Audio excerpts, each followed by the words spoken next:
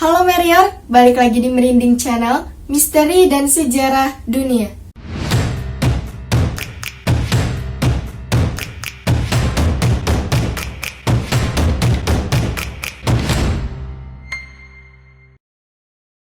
Genghis Khan adalah pimpinan militer dan juga penakluk dari Mongol.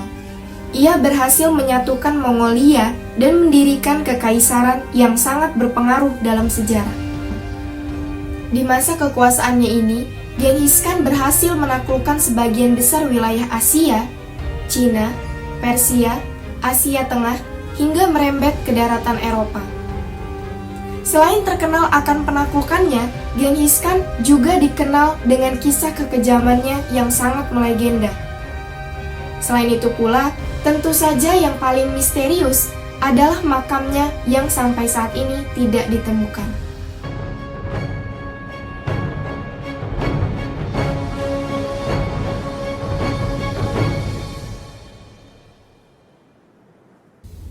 Genghis Khan lahir dengan nama Temujin pada tahun 1162. Dia merupakan putra tertua dari Yesugei, yaitu seorang pimpinan suku Kiat. Pada usianya yang baru menginjak 10 tahun, sang ayah dibunuh dengan cara diracuni oleh suku Tartar.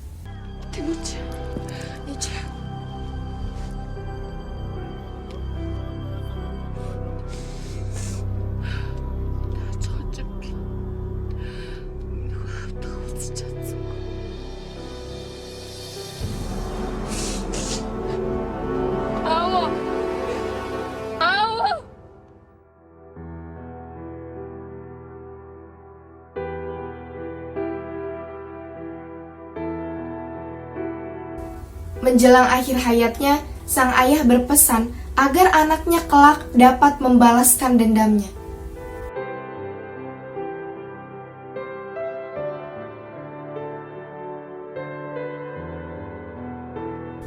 Usia Temujin pada saat itu masih sangat muda, jadi dia tidak bisa menggantikan sang ayah untuk menjadi ketua suku.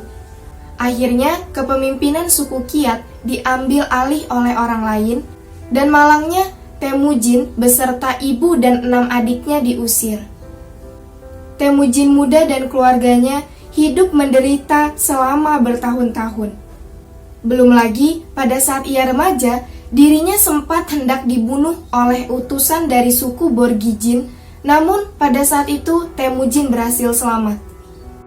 Segera setelah dewasa, Temujin berjuang dan berhasil merebut kembali daerah kekuasaannya yang dahulu diambil setelah ayahnya meninggal. Hari demi hari, wilayah kekuasaan Temujin semakin besar. Pengaruhnya bahkan hingga ke Eropa dan Timur Tengah. Setelah tuntas membalaskan dendam ayahnya, ia kemudian diangkat menjadi Khan dengan gelar Genghis Khan.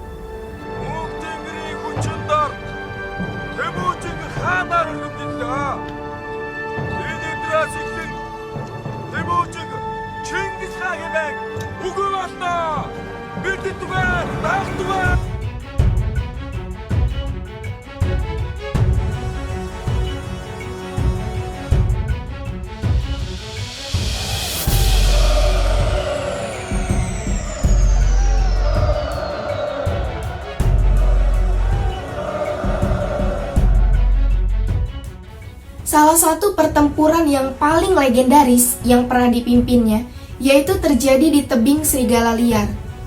Pada saat itu, Genghis Khan harus bertempur dengan pasukan yang tidak lebih dari 100.000 orang melawan kerajaan Jin dari suku Jurchen. Kerajaan Jin pada saat itu mengirim pasukan lebih dari 10 kali lipat jumlah pasukan Khan. Namun, bukan Genghis Khan namanya bila ia gentar.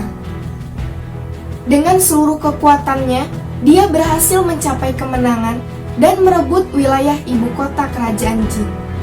Para ahli senjata hingga seniman di sana kemudian menjadi rampasan perang dan budak kekaisaran Mongol.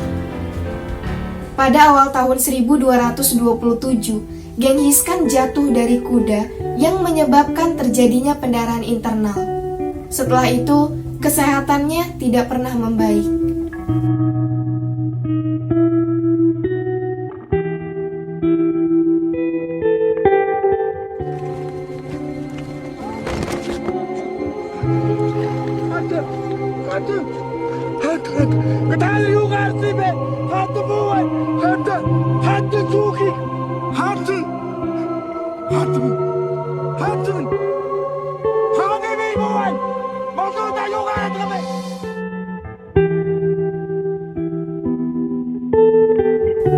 Genghis Khan meninggal dunia ketika pasukannya sedang bertempur dengan pasukan dari dinasti Sisia.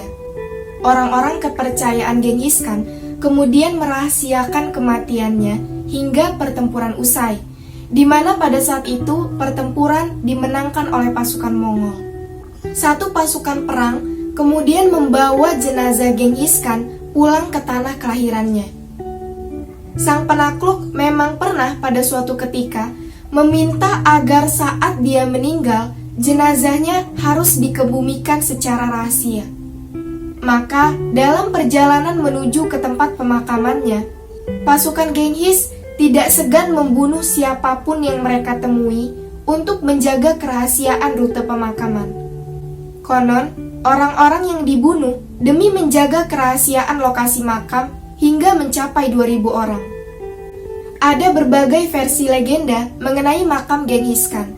Konon, Genghis Khan dimakamkan di tepi sungai, dan pada saat pemakamannya itu, ratusan kuda sengaja dilepas untuk mengaburkan jejak kuburan Genghis Khan. Bukan hanya itu saja, di sekitar area tempat dia dimakamkan ditanami pepohonan yang kemudian menjadi kawasan hutan lebat. Sehingga tidak ada seorang pun yang mengira kalau di sana ada makam pemimpin Mongol yang paling legendaris. Beberapa orang bahkan sengaja dibunuh secara massal ketika pemakaman Genghis Khan. Hal ini dilakukan agar lokasi makam tetap rahasia dan tidak ada satu orang pun yang mengetahui lokasi itu kecuali orang-orang tertentu saja yang sangat dipercaya. Nah, di Mongol, orang-orang percaya bahwa mengganggu makam sang penakluk itu berarti adalah sebuah kutukan. Itulah alasan mengapa di sana makam Genghis Khan disebut sebagai Ich-Khoring yang berarti The Great Tabu. Sepanjang sejarah, banyak orang yang mengincar makam Genghis Khan. Mereka melakukan penelitian dan mencari referensi-referensi terpercaya dengan sumber tertulis. Bahkan ada sebuah proyek National Geographic yang bertajuk Valley of the Khan memanfaatkan teknologi luar angkasa dengan menggunakan satelit demi menemukan makam tersebut. Dalam banyak pencarian, biasanya fokus para peneliti berada di sekitar kampung halaman Genghis Khan. Pada tahun 1993 dan 1996, sejumlah ilmuwan Jepang mencoba menemukan makam tersebut. Mereka melihat foto satelit hingga menggunakan magnometer dengan helikopter. Namun rupanya tim dari Jepang ini pulang dengan tangan hampa. Pada tahun 2000, seorang penjual emas dari Chicago yang terobsesi dengan Genghis Khan bernama Maury Kravitz mencoba keberuntungannya. Ia melakukan ekspedisi di wilayah Kurultai, yaitu lokasi di mana Genghis Khan mendapatkan gelarnya di tahun 1206. Ekspedisi kemudian dilanjutkan ke wilayah pegunungan Burkhan Khaldun. Ia dan beberapa peneliti percaya bahwa makam Genghis Khan berada di sana.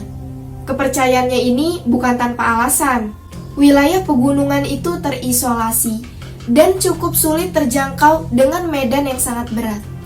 Belum lagi, ada banyak kawanan lalat yang siap menyerbu siapapun yang berani masuk ke sana. Kawanan lalat ini seakan-akan menjaga makam sang penakluk dari Mongol. Sampai saat ini, makam Genghis Khan masih misterius dan terus menjadi objek penelitian.